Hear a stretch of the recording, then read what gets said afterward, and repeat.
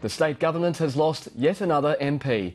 Dr Chris Davis has decided to end a short and tumultuous political career rather than accept changes to Queensland electoral donation laws. Only a week earlier he was sensationally dumped as the Assistant Minister for Health after publicly criticising the government's stance on doctors' contracts and its changes to the Crime and Misconduct Commission. Now he's quit as the member for Stafford, forcing what could be another bruising by-election for the Premier, and just 10 months until the next state election is due. He joined me in the studio a short time ago. Chris Davis, why did you resign? I thought last night, when we passed the electoral changes, the funding changes in the electoral bill, that what we were doing was actually a very significant risk to our democracy here in Queensland, particularly with our legacy and also the absence of an upper house. And if it had been on the agenda at the time of the last election, with the arrangements in terms of removing donation caps and also raising the reporting point, I would not have been able to support that as a policy position, and the evidence clearly at an academic level, very well researched by Macquarie University in this case, was that there was no public good that actually came from corporate donations. So it's not just the electoral laws though, you've also been on the opposite side of the fence on doctors' contracts, the changes to the CMC. Was this just the straw that broke the camel's back?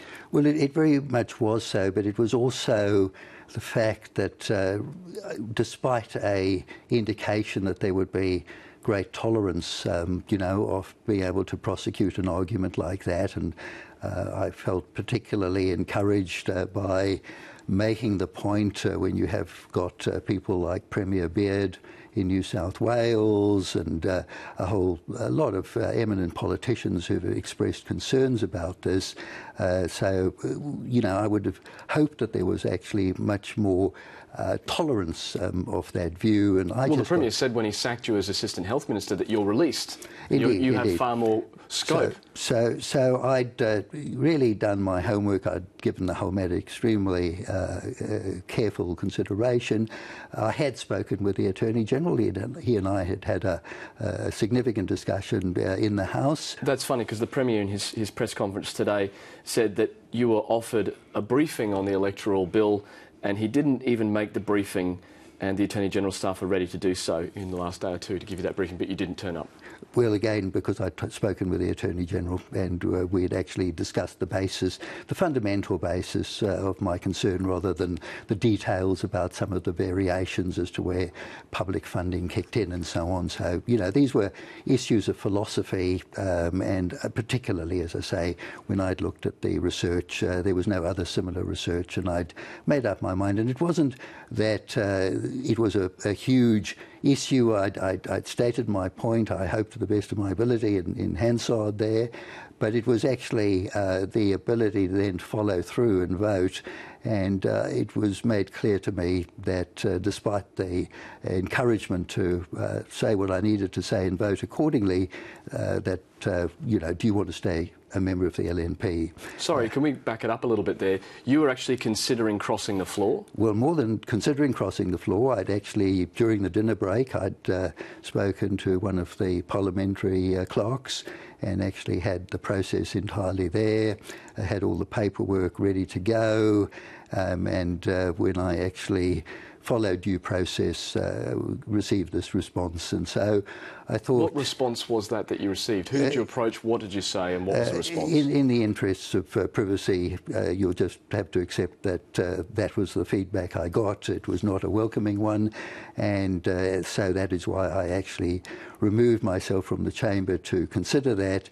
But it was also... But that's an important point, because the Premier has been on the record today saying that, and I'll quote, "The LNP is a team that permits people that right to cross the floor if they so wish, and he could have done that last night, by the way." And someone asked, was there any interference to him voting against any of the amendments yesterday? and the Premier replied, not at all. Well, certainly, as I say, there was no facilitation, no encouragement, no tolerance even.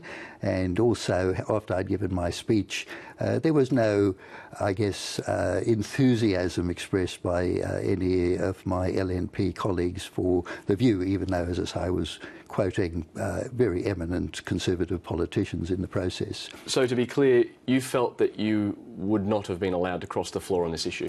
There was certainly no tolerance of it.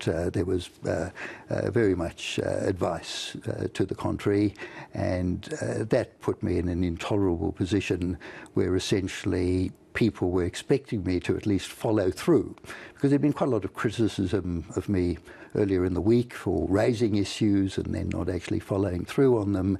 So I really felt that this was just not going to work long term. I mean, it would have been a triumph of hope over experience. You get a gut feel sometimes as to what will and won't work, and my gut feel was it really was not useful or helpful to anybody. It was not helpful to my electorate because I raised the expectation and then couldn't deliver. It wasn't useful to my parliamentary colleagues because it created a tension. It was contrary to my own judgment of being true to myself and people closest to me. And so at the end of the day, I thought it was best for everybody to just, I guess, zero-base the whole thing, resign. The people of Stafford have clearly indicated a particular style of representation, and I think it's going to, offer them an opportunity to look again where they can best get that. Given all of that, does that explain why you didn't ring the Premier to resign? Correct, because I really had quite a lot of interaction. I think I'm not critical at all of the Premier.